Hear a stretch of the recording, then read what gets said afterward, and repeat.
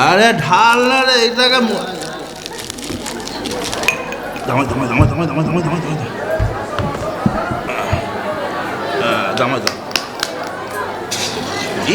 ওর দেখ ওন করে নাকি ছি ছি ছি ছি ছি সাম সাম না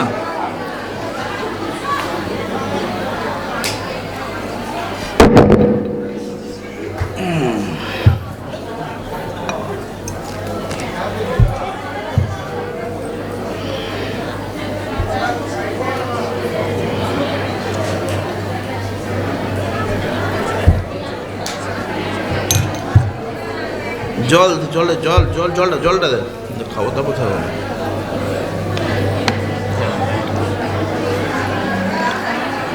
ধর তুই বোতল ধর গ্লাসটা ধর তুই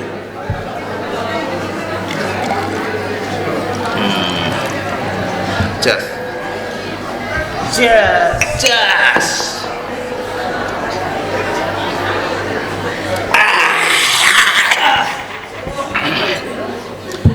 খুব কড়া হয়ে গেছে নয় জল দে জল দে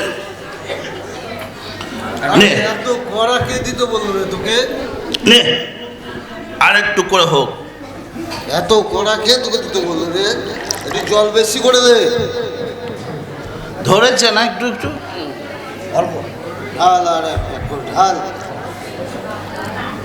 তাপসের ওইটা তাপসের নে নে আরে কি ব্যাপার বলতো চাট নে চাট নে চাট নে অল্প অল্প করে কি ব্যাপার বলতো ওটা না এটা এটা তাপস কেন এলো না তাপস হ্যাঁ ও সে তো রোজ দেরি করে আসবে আর এসি তাড়াহুড়ো করে চলে যাবে আরে কি রে তাপস আরে তোর আসতে তো দেরি হলো আরে তোর পায়ের ওই ব্যথাটা কি খুব যন্ত্রণা হচ্ছে আর বলিস না ভাই এই দগদগে ঘাটা এই যন্ত্রণার সহ্য হচ্ছে না এই সারাদিন এই মুটের কাজ করছি ধান আর ধুলো নিয়ে এই বস্তা বইতে বইতে পাটা সারাক্ষণ কামড়াচ্ছে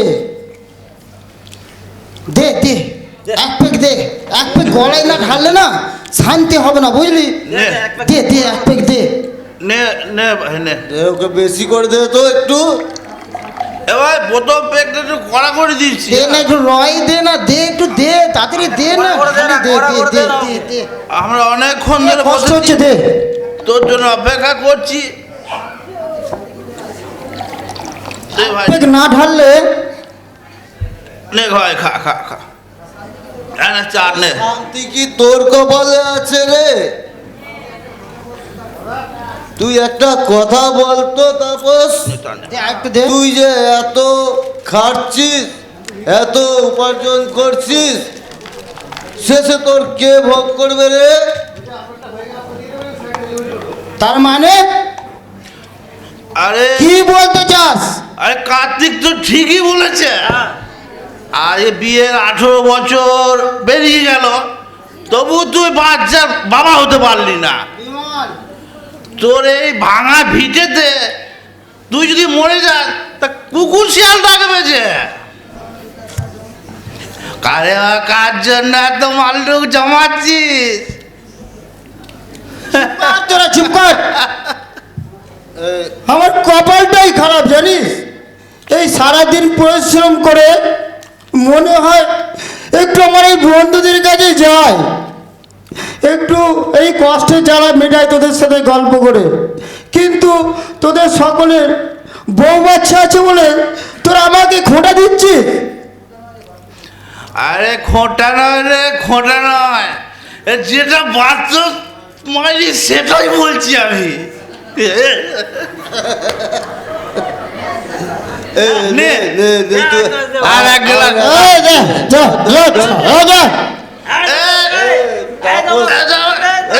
খায় না রে রাগ করিস না রে ভাই ওরম করছিস কেন রে ভাই চুপ কর তোরা কথা বলবি না আমার সাথে তোরা ঘাড়ি খায় সারাক্ষণ আমাকে কষ্ট কষ্ট দিস? কেন কষ্ট দিস? তোদের কাছে আমি থাকবই না, যা, আমি চলে গেলাম, আমি চলে গেলাম, যা। এ ভাই এই ছাড় দে রে ভাই, বস এ বস, ভাই ছাড়। এই ভাই সাবধানে যাবি ভাই, সাবধানে যাবি।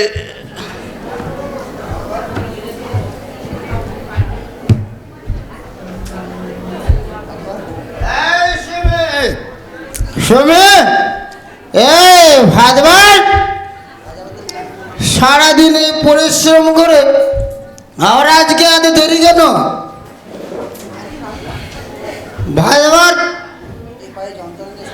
এই পায়ে যন্ত্রণা নিয়ে সারাদিন পরিশ্রম করছি, আর তুই ওখানে বসে ঢাক দেখাচ্ছিস? হ্যাঁ,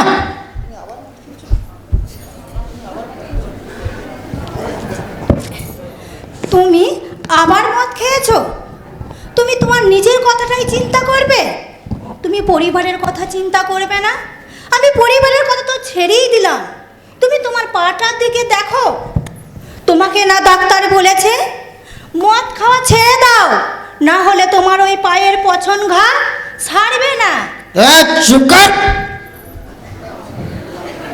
ডাক্তার, তুই আদি খেতে একদম আদি খেতে দেখাবি না। আমার কপালে ঈশ্বর কোনো সুখ লাগেনি, আমার জীবনে শুধু কষ্ট, ছোট থেকে কষ্ট। 18 বছর হয়ে গেল এই বাড়িতে একটা সন্তানের কান্নার আওয়াজ শুনতে পেলাম না। পরের লোকে তোকে বাজে বলে শুনে আমার বুকটা ফেটে যায়, জানিস? শুনে আমার বুকটা ফেটে যায়। আজ তোকে আমি মেরেই ফেলবো, শেষ করে ফেলবো। এ দেখ দেখ দেখ, সুমি আসছে। 18 বছর পার হয়ে গেল, এখনো পর্যন্ত কি বংশের প্রদীপ জ্বালাবার ক্ষমতাই নেই। ওর কপালটাই মন্দ গো দিদি, স্বামীটার তো পা ঘা পচে যাচ্ছে, আবার স্বামীর পা তো ঘায়ে পচে যাচ্ছে, স্বামীটাও মাতাল। আবার ডাক্তারে কি বলেছে জানো? বলেছে পায়ে বলেছে? ক্যান্সার হয়ে গেছে। ও, ওটা একটা অলক্ষী, ওর মুখ দেখাও পাপ। চলো চলো চলো। ও সুমি, পায়ে কি যন্ত্রণা জানো? আমি তোমাকে কতবার এই যন্ত্রণায় আর বলেছি, থাকতে পারছি না তুমি সুমি, আর কি মদ কষ্ট খেও না, হচ্ছে। মদ খেও না। ও। তুমি মদ খেলে তো তোমার পায়ের এত যন্ত্রণা হয়, এত কষ্ট হয়, তবু কেন তুমি নেশা করো? তোমাকে বারবার বলা হয় তোমার জন্য কত দাঁড়িয়ে গেছি, কত জায়গায় যাচ্ছি, তুমি মদ খা ছেড়ে দাও, আর মদ খেও না। কোনো মতেই আমার কথা তো শুনবে না, সর্ব সময় বন্ধু বান্ধব নিয়ে সব সময় নেশাগ্রস্ত হয়ে কি থাকে। কষ্ট। আর পায়ের যন্ত্রণা জ্বালা কে ভোগ করবে? তোমাকেই তো কষ্ট। করতে হবে না? সুমি, তোর এই দশা আর দেখা যায় না রে সুমি। তাপস, তুই কি এইভাবেই নিজেকে শেষ করবি রে? কি করব দিদি বলো, আমি কি করব? মরে গেলেই মনে হয় শান্তি। এই পচে পায়ের খাই যন্ত্রণা সহ্য হচ্ছে না দিদি, মরে গেলেই শান্তি হয় দিদি, মরে গেলেই শান্তি। একটা কথা শুনবি? তুই একবার বিশ্বাস নিয়ে মণ্ডলীতে আয়, সেখানে গিয়ে আমি খুব শান্তি পেয়েছি। ওখানে প্রার্থনা করলে বড় বড় রোগ সেরে যায়। ঈশ্বরের আশীর্বাদে তোর ঘরও আলো হয়ে উঠবে। যাবো গো দিদি, যাবো। দিদি সে স্থান কোথায়? কেননা আমার স্বামী আজ পায়ে ঘা অনেক দিন ধরে ভুগছে, কিন্তু কোথাও গিয়ে আমার স্বামীর এই পায়ের ঘা ভালো হয়নি। দিদি সেই স্থান কোথায়? ঈশ্বরের মণ্ডলী, সেখানে গিয়ে আমি খুব শান্তি পেয়েছি। আমিও অন্ধকারে পড়েছিলাম, সেখান থেকে পরমেশ্বর পিতাকে ধন্যবাদ, যিশুগুরুকে ধন্যবাদ দিয়ে এই সুন্দর জীবন পিতা আমায় উপহার দিয়েছে।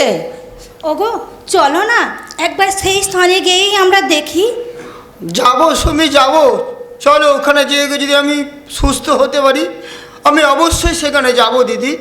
স্বপ্নাদি, তুমি আমাদেরকে নিয়ে যাবে তো? স্যার নমস্কার।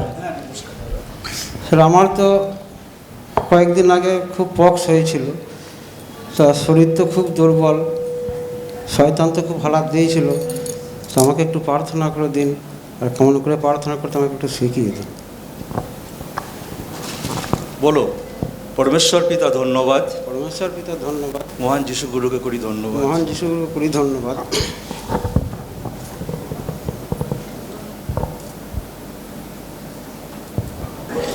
বলো আমিন। যাও। স্বপ্নাদি,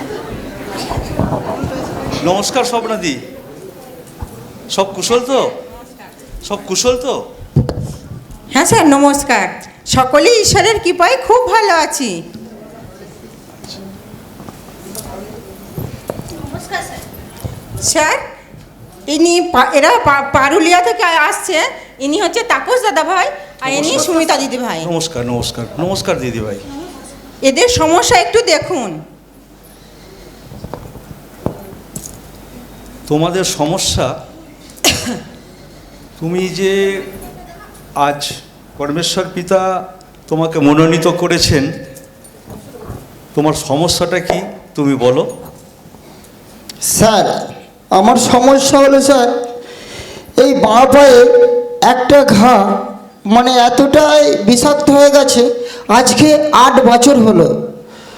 কোনো মতেই অনেক দাঁড়ে গেছি স্যার, অনেক ডাক্তার দেখিয়েছি, কবিরাজি করেছি, অনেক মাদুলি তাবিজ পড়েছি, কিন্তু কোথায় গিয়ে স্যার আমি এই ঘাটাকে সুস্থ করতে পারিনি। আমার জীবনে শান্তি আসেনি, এতই কষ্ট স্যার। এই পা নিয়ে কাজ করতে করতে এত যন্ত্রণার ফলে এতটাই নেশায়, মদের নেশায় আসক্ত হয়ে গেছি যে জীবনে কি করব বুঝতে পারছি না। স্যার আপনি কিছু করুন। আমি নয়, এখানে যা বাক্য বচন হলো তাতে করে তোমার বিশ্বাস এসেছে? হ্যাঁ স্যার বিশ্বাস এসেছে।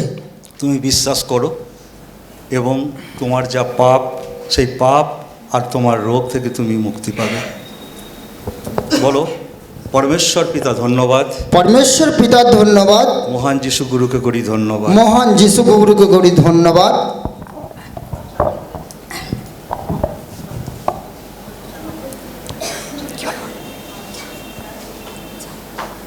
বলো আমিন। আমিন। হ্যাঁ দিদি ভাই। হ্যাঁ স্যার নমস্কার। এটা আমার স্বামী। তা আমার স্বামী দীর্ঘদিন ধরে পায়ের ব্যথায় তো ভুগছে, এতটাই মদগ্রস্ত নেশা করে আমার সংসারে খুব অশান্তি, আমাকে প্রচুর মারধর করে, সংসারে শান্তি নেই। আমি স্বপ্নাদির দ্বারাই বাক্য শুনেছি, ঈশ্বরের বিষয়ে আমি জেনেছি যে ঈশ্বর পারেন, ঈশ্বরকে যদি বিশ্বাস করা হয় সেখান থেকে শান্তি পাওয়া যায়। সেখান থেকে শুধু শান্তি নয়, মদগ্রস্ত মানুষকে নেশামুক্ত এখান থেকে হয়। তাই শুনে আমি অনেক বিশ্বাস নিয়ে স্যার আমি এই স্থানে এসেছি। আপনি পরমেশ্বর পিতার দয়াতে আমি কিন্তু আশীর্বাদ নিতে এই স্থানে এসেছি, আপনি আমাকে সেই দয়া করবেন স্যার। অবশ্যই পরমেশ্বর পিতা তোমাকে যখন মনোনীত করে এই স্থানে উপস্থিত করেছেন, অবশ্যই ঈশ্বর কাউকে খালি হাতে ফেরান না। দিদিভাই আপনি ওনার গায়ে হাত দিয়ে দিদিভাইকে চাঙ্গাই দিয়ে দিন। আর একটা কথা দিদি, আমি স্বামী তো মদগ্রস্ত এবং আমাকে মারধর করে অশান্ত হয়, কিন্তু আর একটা পারবেন দিদি, আমি 18 বছর ধরে নিঃসন্তান, আমার কোনো সন্তান হয়নি। পাড়ার লোকে আমাকে কত গঞ্জনা দেয়, কত লাঞ্ছনা দেয়, আমি রাস্তা দিয়ে বেরোতে পারি না, আমার পরিবার কত দুঃখের মধ্যে পড়ে আছে দিদি। আমি এটা শুনেছি এই স্থানে প্রার্থনা করলে নাকি মা হওয়া যায়। ঠিক শুনেছ। তোমার 18 বছর বিয়ে হয়েছে? হ্যাঁ স্যার আমার 18 বছর বিয়ে হয়েছে। কোনো ব্যাপারই নয়। বচনে আছে পরমেশ্বর পিতা উনি এমন দয়া করেছেন, আব্রাহাম বলে এক ব্যক্তি ছিলেন, তার 100 বছর বয়স হয়ে গিয়েছিল, কিন্তু পরমেশ্বর পিতা ওনাকে পিতা করেছেন। ওনার স্ত্রী সারা দেবী, তার গর্ভধারণ ক্ষমতা শুকিয়ে গিয়েছিল, কিন্তু প্রত্যাশা না থাকিলেও প্রত্যাশায় সে নিজেকে বিশ্বাস রেখেছিল, তাই 100 বছর পর আব্রাহাম বাবা হয়েছিল।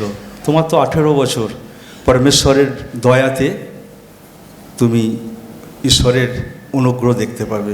শুধু পরমেশ্বর পিতাকে আর যিশুগুরুকে মন থেকে বিশ্বাস করো, দেখবে খ্রিস্টের নামেই আছে পরিত্রাণ।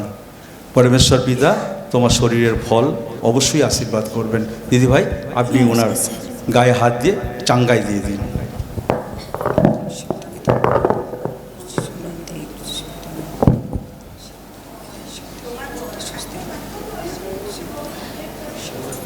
বলো দিদি, পরমেশ্বর পিতাকে ধন্যবাদ, পরমেশ্বর পিতাকে ধন্যবাদ, যিশুগুরুকে ধন্যবাদ, যিশুগুরুকে ধন্যবাদ, সেই যিশুগুরুর নাম থেকে চাইছি। যিশুগুরুর নাম থেকে চাইছি।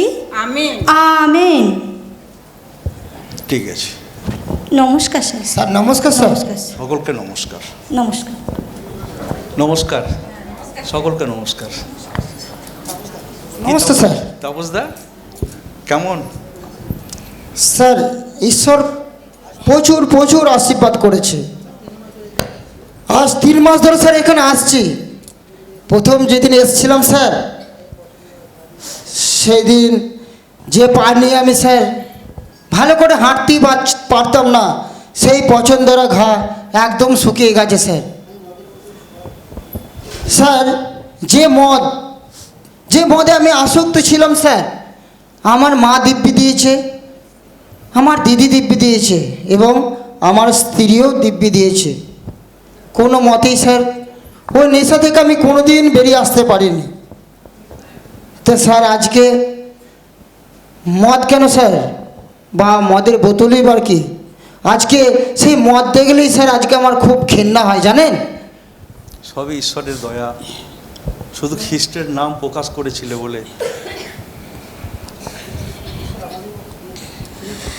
এতদিনের পর আজ অনেক দাঁড়িয়ে গিয়েছিলাম, কিন্তু যখন এই স্থানে আমরা পুনরায় যুক্ত হয়েছিলাম, ঈশ্বরকে বিশ্বাস করেছিলাম, তখন ঈশ্বরের কাছে আমরা যাচ্ছা করেছিলাম। আর যাচ্ছা করাতে পরমেশ্বর পিতা আমাদের কথা শুনেছিলেন, আমাদের প্রার্থনা শুনেছিলেন। তাই আজ পাড়ার লোকেরা, যে দিদিরা আমাদের ঘরে গঞ্জনা দিত, আমাকে অপমান করত, তাড়না দিত, আর সেই সব দিদি ভাইরা আজকে আমাদের ঘরে কি বলে, যে পরমেশ্বর পিতার যে মিনাকেল। অবশ্যই তাপস, তুই বিশ্বাস করেছিস বলেই ঈশ্বর তোকে সুস্থ করেছে, এবং দেখবি তোর কোলও একদিন আলোয় ভরে উঠবে।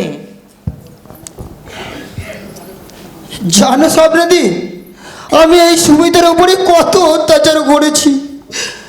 মদের ঘরে বেঁচে রেখে আমি কত মেরেছি, কত গান নদী, কত কষ্ট দিয়েছি দিদি।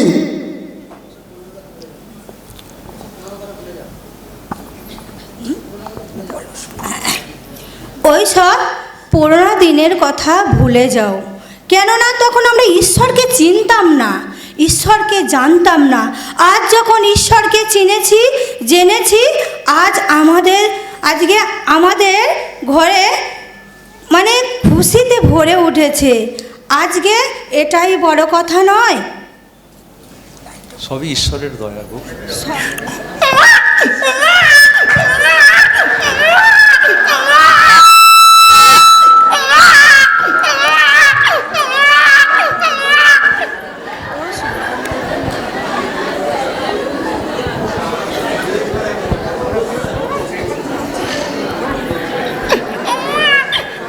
ওরে আমার বাবা রে, আমার শীতম সোনা রে, দেখি দেখি দেখি একবার দাও। ওরে বাবা রে, আমার জীবন রে। ও সোনা কি করছো সোনা? বাবা, ও বাবা, আস্তে আস্তে আস্তে পড়ে যাবে। সুমিতা দেখো দেখো না বাবুর দিকে তাকিয়ে দেখো, ওর চোখগুলি দেখো, ঠিক তোমার চোখের মতো হয়েছে দেখো। আর নাকটা দেখো ঠিক তোমার মতো। 18 বছর পর আমাদের ঘরে আবার হাসি খুশিতে ভরে উঠেছে। ভাবলেও খারাপ লাগে যে পাড়ার লোকেরা আমাদের কি কত অভিশাপ করত, কত নিন্দা করত, কত তাড়না দিত, কিন্তু আজ সেই সকল লোকেরা আজ কি বলে না, পরমেশ্বর পিতা ওরা কোথায় যায়, ওরা কোথায় গিয়েছিল? দেখো ওদের ঘর অন্ধকার ছিল, ওদের ঘরে খুব সুখ ছিল না, শান্তি ছিল না, কিন্তু আজ দেখো ওদের ঘরে কত সুন্দর শান্তি পরিবার। আর যে ঘরে সন্তান ছিল না, আজ ওদের ঘরে সন্তান হয়েছে। সবই ঈশ্বরের দয়া, তাই তো সবই ঈশ্বরের দয়া আর আশীর্বাদে। কিরে তাপস, ভেতরে আসবো?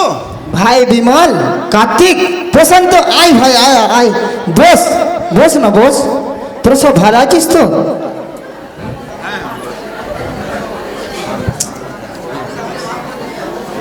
তাপস, তুই আমায় মাফ করে, আমাদেরকে মাফ করে দিস রে ভাই।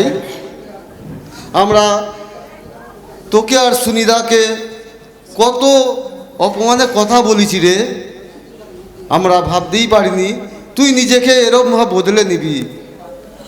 তোর পাটা এখনো সম্পূর্ণ সুস্থ হয়ে গেছে রে, আমাদের মাফ করে দিস রে ভাই, আমাদের মাফ করে দিস।